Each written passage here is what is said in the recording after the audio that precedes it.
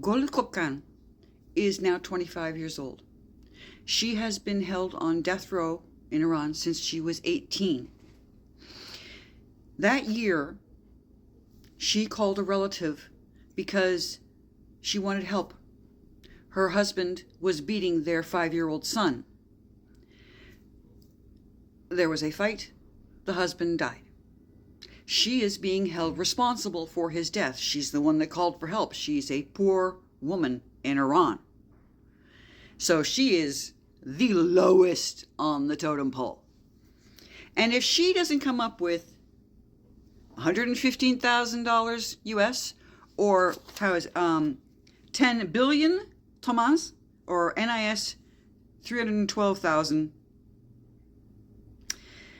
it's blood money for the family of the husband to compensate them for the fact that their abusive son got killed because, I guess, once he was fighting someone that wasn't a child or a woman, he lost.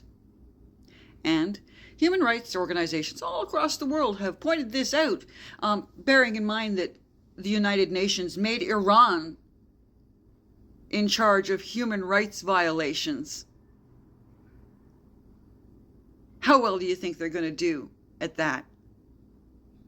Bear that in mind the next time you want to quote the UN about anything.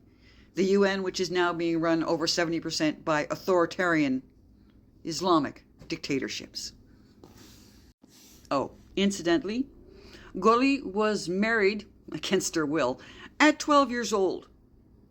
The relatives she called had heard from her many, many times because her husband had been physically and verbally abusive with her ever since the marriage started, but he'd really, really ramped up when she refused to have a second child, bearing in mind she was 18 when she went to jail. So between the ages of 12 and 17, she had a child, and her husband wanted her to have another.